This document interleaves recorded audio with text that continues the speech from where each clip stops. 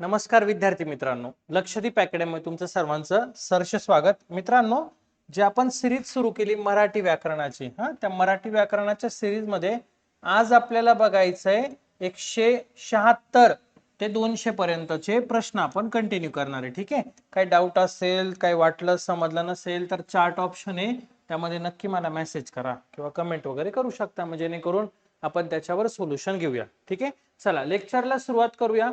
176 नंबरचा प्रश्न बघायचा आपल्याला. बघा, जो सर्वांना प्रिय आहे, सॉरी आपण 151च आहे, पुढे कंटिन्यू करतो मी.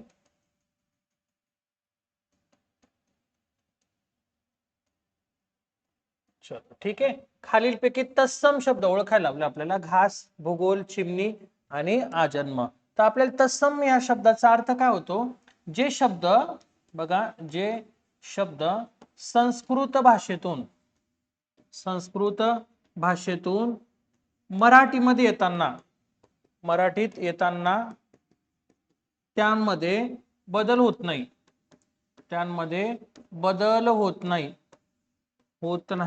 त्यांना काय म्हणायचं रे? त्यांना काय म्हणायचं? तर तत्सम म्हणायचं. मग आता भूगोल शब्द असा आहे की जो संस्कृत शब्द आहे मूळचा, म्हणजे तत्सम शब्द म्हणजे संस्कृत आहे, बरोबर ना? आणि हा जेव्हा संस्कृत मधनं आपल्या मराठीमध्ये आला, तर ज्यावेळेस तो मराठीमध्ये आला ना, त्याच्यामध्ये काही बदल झाला नाही. आता बघा, एखादा गृह शब्द आहे, बघा, गृहापासून काय होतं? घर तयार होतं, बदल झाला की नाही? त्यानंतर पर्ण शब्द आहे, बघा, पर्णपासून काय तयार होतं? पान तयार होतं. मग आता यामध्ये बदल झाला मराठीमध्ये येताना, मग यांना तद्भव म्हणतात. यांना काय म्हणतात? तद्भव म्हणतात, जर बदल झाला तर. आणि बदल नाही झाला, ऍज इट इज जशास तसे जर आले, तर त्यांना काय म्हणायचं? तत्सम शब्द म्हणायचं. ठीक आहे, चलो नेक्स्ट. आपल्या सिरीज बद्दल पण एक मेसेज करा, कंटिन्यू करायची की नाही, नाही तर तुम्ही म्हणणार की सर नको बस झाले. बघा, भाषेचे जे मूळ शब्द असतात त्यांना काय म्हणतात? त्या शब्दांना सिद्ध, साधित, उपसर्ग आणि प्रत्यय घटित. तर भाषेचे जे मूळ शब्द असतात, मूळ शब्द, त्यांना सिद्ध म्हटलं जातं. त्यांना काय म्हणायचं? सिद्ध म्हणायचं मूळ शब्दाला. आणि जर त्याला प्रत्यय लागला तर त्याला साधित म्हणायचं. उदाहरणार्थ, सिद्ध शब्द, आपण एखादा नागपूर शब्द म्हणलं, नागपूर हा सिद्ध, आणि नागपूर पासून तयार काय झालं तुमचं? नागपुरी झालं की नाही? मग याला साधित म्हणतात. सिद्ध आणि साधित मध्ये फरक आहे. मूळचा शब्द असेल तर सिद्ध, प्रत्यय लागला असेल तर साधित असतं. ठीक आहे, चलो नेक्स्ट. लोंगर कशाचा असतो? द्राक्षांचा, केळ्यांचा, पेरूंचा, नारळाचा. तर लोंगर जो आहे ना, तो केळ्यांचा असतो. पर्याय क्रमांक 2. इथं नो लॉजिक, पाठ करून ठेवायचं डायरेक्ट. बघा, केळ्यांचा असतो. स्पष्टीकरण, मराठी भाषेतले समोदर्शक. केळ्यांचा घडाला किंवा समूहाला लोंगर म्हणतात. द्राक्षांचा गड किंवा घोस असतो. पेरूची रास किंवा जाळी राहते. आणि नारळाचा पेंड किंवा ढीग असतो. म्हणजे बाकीचे पण आपण कव्हर केलेत. Okay, next. षटाधिक मास या शब्दाची संधी श विसर्ग मास, षटमास, षण्मास, षण्मास. पर्याय क्रमांक 3 असणार याचं योग्य उत्तर. बघा, क, च, ट, त आणि प हे कठोर आहेत, बरोबर? हे कठोर आहे. आता कठोरच्या ऐवजी काय घ्यायचं तुम्हाला? अनुनासिक घ्यायचं. कठोरच्या ऐवजी काय घ्यायचं? अनुनासिक. मग बघा, पहिला आहे ग, दुसरा आहे न, त्यानंतर म, न आणि न. म्हणजे हा जो आहे ना पहिल्या शब्दातला शेवटचा शब्द ट, या ट च्या ऐवजी काय घ्यायचं माहिती का? हा न घ्यायचा. पहिला शब्द जशाच तसा लिहिला, त्यानंतर न लिहिला, कारण अनुनासिक संधी. नंतर पुढील अक्षर जे आहे ते जशाच तसं लिहून द्या. षट अधिक मास बरोबर काय लिहिलं? षण्मास लिहिलं. ओके, पर्याय क्रमांक 3 हे त्याचं काय असणार आहे? योग्य उत्तर असेल. चलो नेक्स्ट, पुढचा प्रश्न बघा.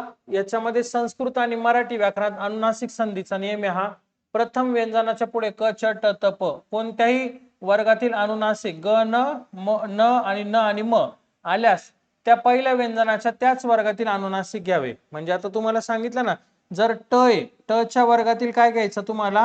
हा न घ्यायचा, असा त्याचा अर्थ होतो. यापेक्षा पहिलं जे सोल्युशन दिलं ते बेस्ट आहे, ते समजून घ्या. Okay, next. अजात शत्रू या शब्दाचा समानार्थी शब्द काय होतो? सर्व बाजूंनी शत्रू, कोणाशी शत्रुत्व नसलेला, हित शत्रू, अनेक जातींचे शत्रू. आता अजात शत्रू म्हणजे याचा अर्थ होतो की कोणाशीही शत्रुत्व नसलेला, ज्याला कोणीच शत्रू नाही, त्याचा असा अर्थ होतो की अजात शत्रू होतो. ठीक आहे, कोणताही शत्रुत्व नसलेला. ठीक आहे, नेक्स्ट. घाशा गुंडाळणे म्हणजे याचा अर्थ असा होतो की निघून जाणे. घाशा गुंडाळला एखाद्याने आणि तो काय झाला, निघून गेला. बघा, त्याने घाशा गुंडाळला, तो घाशा गुंडाळत बसला, त्याला घाशा गुंडाळता येत नाही, त्याने घाशा गुंडाळताना चूक केली. पर्याय क्रमांक 1, त्याने घाशा गुंडाळला म्हणजेच काय झाला, तर तो निघून गेला. म्हणजेच काय झालं, तर तो निघून गेला. पर्याय क्रमांक 1. दोन व्यंजने एकत्र येतात तेव्हा त्याला काय म्हणायचं? बघा, दोन व्यंजने जे आहे ना ते एकत्र येणार आहे आणि दोन व्यंजने एकत्र आल्याच्या नंतर तुम्ही त्याला काय म्हणशाल रे, तर त्याला म्हणायचं जोडाक्षर म्हणायचं. जोडाक्षर. कमीत कमी दोन व्यंजने एकत्र येतात. बघा, म अधिक ह बरोबर काय तयार झाला, मह शब्द तयार झाला. मग आता हे काय झालं, इथं शेवटी याच्यामध्ये अ पण येणार. हा म्हणजे दोन, हे दोन्ही पण काय झाले तुमचे व्यंजने झालेत. मग हे दोघं एकत्र आले, एकत्र आल्याच्या नंतर काय तयार होतं तुमचं, जोडाक्षर. बरं, जोडाक्षर या शब्दाचा अर्थ असा होतो की कमीत कमी, बघा, कमीत कमी दोन व्यंजने, कमीत कमी दोन व्यंजने आणि शेवटी त्यामध्ये एक काय असतो रे, तर एक असतो स्वर मिसळला जातो, त्याला म्हणायचं जोडाक्षर. त्याला काय म्हणायचं, जोडाक्षर असं म्हणतात. Okay, next. खालील अनुस्वार दिलेला योग्य शब्द, पितांबर, पितांबर, पितांबर, पितांबर, सगळे पितांबरच आहे, पण यामध्ये योग्य अनुस्वार असलेला पर्याय क्रमांक 3 आहे. श आणि न्य ही कोणती व्यंजने म्हणून ओळखली जाते? श आणि न्य. तर श आणि न्य जे आहे यांना संयुक्त व्यंजने म्हणतात, श आणि न्यला. मग यामध्ये एक महत्वाचं असं लक्षात ठेवा, श आणि न्य ची फोड क अधिक श अधिक अ, न्य ची फोड द अधिक न अधिक य अधिक अ, हे झाले श आणि न्य ची फोड. ओके, संयुक्त व्यंजन. हे झालं तुमचं संयुक्त व्यंजन. ठीक आहे, नेक्स्ट. व्याकरण म्हणजे काय? व्याकरण ही भाषा, भाषेचे स्वरूप स्पष्ट होणे, भाषेचे स्पष्टीकरण करणारे शास्त्र.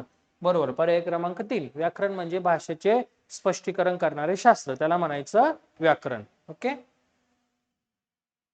पुढील विधाने वाचा. वाक्य पूर्ण अर्थाचे बोलणे होय. वाक्यातील शब्दांना पद असे म्हणतात. वाक्य म्हणजे शब्दांची मांडणी होय. तर पहिलं बरोबर आहे, वाक्य म्हणजे पूर्ण अर्थाचं बोलणं, वाक्यातील शब्दांना पद असं म्हणतात. हा मात्र काय तर चुकीचा आहे, म्हणजे ए आणि बी बरोबर आहे, मात्र सी चुकीचा आहे. पर्याय क्रमांक 1 हे त्याचं योग्य उत्तर आहे. बरोबर आहे, वाक्य म्हणजे पूर्ण अर्थाचं बोलणं, त्यानंतर वाक्यातील शब्दांना पद असं म्हणतात आणि वाक्य म्हणजे शब्दांची मांडणी करणे हे चुकीचं आहे. पहिले दोन बरोबर, सी चूक. Okay, next. इंग्रजीमध्ये अनालिसिस वरून मराठीच्या व्याकरणात आलेला आहे.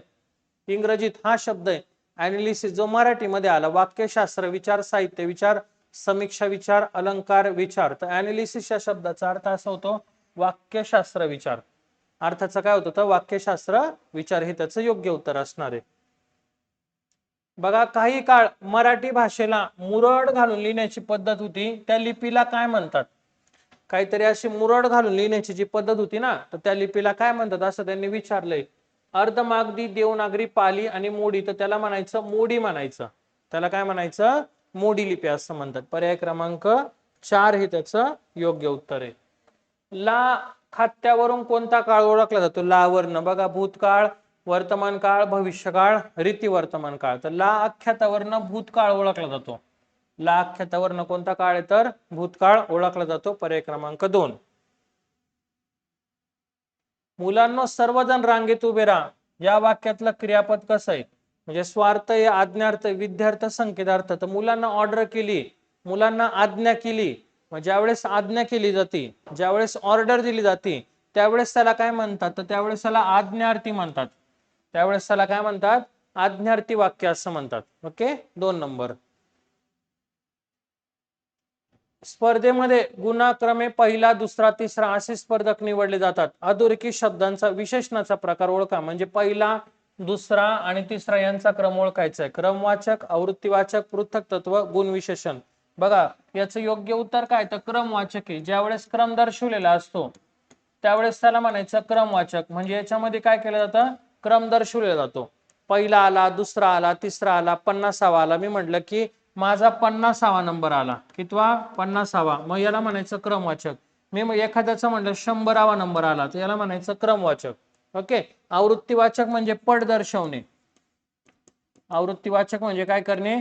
पट दर्शवणे. गुणविशेषण म्हणजे गुण दर्शवलं जातं. उदाहरणार्थ कडू कारले. उदाहरणार्थ कडू कारले. कारलं कसं आहे तर कडू आहे, हा त्याच्यातला गुण आहे. आणि पृथक तत्ववाचक म्हणजे एकाच संख्येची पुनरावृत्ती, एकाच संख्येची काय असते पुनरावृत्ती असते, त्याला म्हणायचं पृथक तत्ववाचक. उदाहरणार्थ 1 1, 5 5, 10 10, 50 50, एकच अक्षरची पुनरावृत्ती होती ना. आता इथं बघा 1 1 हा एकच आला किंवा असं विचारतं 1 1 असं जरी म्हटलं तरी पृथक तत्ववाचक. 5 5, 10 10 एकच झालंय, मग त्याला पृथक तत्व. पण याचं योग्य उत्तर काय तर क्रमवाचक, कारण इथं क्रम दर्शवलेला आहे, पहिला दुसरा तिसरा. ठीक आहे. नेक्स्ट पुढचा प्रश्न. पुढील शब्दाची जात ओळखा. मी या शब्दाची प्रथम पुरुषी भाववाचक विशेषण क्रियापद. प्रथम पुरुषी मी, आम्ही, आपण, स्वतः. मी, आम्ही, आपण, स्वतः हे प्रथम पुरुषवाचक मध्ये येतात. पर्याय क्रमांक 1. खालील वाक्यातील सामान्य रूप ओळखायचे तुम्हाला. जुईच्या वेलीला सुंदर फुल आले आहेत. सुंदर वेलीला जुईच्या आणि फुल, तर योग्य उत्तर काय वेलीला. योग्य उत्तर काय तर वेलीला. पर्याय क्रमांक 2 हे त्याचं बरोबर उत्तर आहे. वाक्यातील नाम किंवा सर्वनाम यांचा क्रियापदाशी जे संबंध असतात त्यांना काय म्हणतात. कोणाचा नाम किंवा सर्वनाम यांचा संबंध कोणाशी आहे तर क्रियापदाशी. याला काय म्हणायचं, याला म्हणायचं कारक अर्थ म्हणायचं. याला काय म्हणायचं कारक अर्थ. पर्याय क्रमांक 2. शब्दातून पुढील शब्दातून पंचमी विभक्ती दर्शवणारा, पंचमी विभक्ती दर्शवणारे शब्द कोणते. भावाला, मांजराशी, बहिणीचा, शाळेतून. बघा पंचमी म्हणजे काय राहतं याच्यामध्ये. पंचमीमध्ये असतं ऊन ऊन असतं. पंचमीमध्ये काय असतं तर ऊन ऊन हे शब्द लागता की नाही. मग आता बघा मी काय म्हटलंय, शाळेतून आताच आलाय तो. कुठून आलाय शाळेतून. ऊन ऊनचे लागले की नाही प्रत्यय, मग हा झाला पंचमी झाला. हा काय झाला तर पंचमी झाला. ओके. नेक्स्ट बघा. तो काय कर्म करीजे लघु लेकराने, असे जर प्राचीन वाक्य जर आले, प्राचीन वाक्य प्राचीन काळातले, तर त्याला काय म्हणायचं. तो काय कर्म करीजे लघु लेकराने. तर जच पुनरावृत्ती असते. बघा हा इथे सकर्मक पुराण कर्मणी शक्य कर्मणी भावे. एकदम सोपं आहे. त्याला म्हणायचं पुराण कर्मणी म्हणायचं. काय म्हणायचं पुराण कर्मणी. प्राचीन काळातले वाक्य असतात, जास्त लॉजिक नका लावू. ओके. तो काय कर्म करीजे लघु लेकराने. आणखीन उदाहरण आहे ते आपण घेऊया नंतर. कर्तरी प्रयोगात आपली हुकूमत चालवतं. कोण चालवतं कर्तरी प्रयोगामध्ये आपली हुकूमत. कर्म, कर्ता, लिंग, वचन. कर्म नसतं, कर्ता जो आहे तो आपली हुकूमत गाजवायचं काम करतो. कशामध्ये तर कर्तरी प्रयोगामध्ये. खालील अव्यय भाव समासाचं उदाहरण ओळखा. पोळपाट, माता पिता, त्रिशंकू, आमरण. आमरण अव्यय भाव जो समास आहे हा एक क्रिया विशेषण. हा एक क्रिया विशेषण. ओके. इथं अव्यय भाव समासाचे प्रत्यय सांगतो बघा. आ, यथा, प्रति, हर, बर, दर, बेबिन, बेबिन, गैरबेला, बेबिन, गैरबेला. आणि मराठी मधला ओ. आता इथं आ आलेला आहे म्हणजे काय आलंय आमरण, मरेपर्यंत. आमरण मरेपर्यंत म्हणजे पर्याय क्रमांक 4. त्याचं आणखी सोल्युशन आहे, आपण घेतलं याच लेक्चर मध्ये आहे. ओके. मग आता बघा आमरण म्हणजे काय. स्पष्टीकरण. पहिले पद प्रमुख असते अव्यय भाव समासाचे. त्यामध्ये सामासिक शब्द वाक्यामध्ये क्रिया विशेषणाचं काम करतो, त्याला अव्यय भाव समास म्हणतात. आमरण म्हणजे मरणापर्यंत. यामध्ये आ हा संस्कृत उपसर्ग लागून सामासिक शब्द तयार झालेला आहे. ओके. म्हणून त्याला म्हणायचं अव्यय भाव म्हणायचं. पोळपाट बघा रे, पोळपाट मध्यम पदलोपी तत्पुरुष समास आहे, पोळी करण्यासाठी लागणारा पाठ. ओके. माता पिता म्हणजे इतरांचा द्वंद्व समास, इतरेतर द्वंद्व समास म्हणायचं. माता आणि पिता दोघांना समान हे तिथं महत्व. त्रिशंकू द्विगु समास आहे, 3 शंकूंचा समूह असलेला त्रिशंकू येतो. ठीक आहे, द्विगु येतो. षष्टी बहुर्य समास. जितेंद्रिय, गजानन, महात्मा, दशमुख. तर बघा षष्टी बहुर्य आहे गजानन. गजाचे आनंद. षष्टीचे प्रत्यय लागले पाहिजे. षष्टीचे प्रत्यय कोणते लागतात. चा, ची, चे आणि चा. चाची, चेचा हे प्रत्यय लागतात. त्याला म्हणायचं षष्टी बहुर्य म्हणायचं. मग लक्ष द्या आता. ज्या बहुर्य समासाचा विग्रह करताना पहिल्या किंवा दुसऱ्या पदाचा षष्टी विभक्तीचे प्रत्यय लागतात म्हणजे चाची, चेचा, त्याला षष्टी बहुर्य म्हणतात. गजानन म्हणजे बघा गजाचे आनन, आनन म्हणजे काय तर सांगा, मुख आहे ज्याला असा तो, म्हणजेच गणपती. विग्रहामध्ये गजाचे चे प्रत्यय लागलेला आहे म्हणून त्याला म्हणायचं, त्याला काय म्हणायचं, षष्टी बहुर्य म्हणायचं. का बरं, तर बघा इथं चे जो आहे ना, हा चेचा विग्रह लागलाय म्हणून त्याला षष्टी म्हणायचं, षष्टी विभक्ती.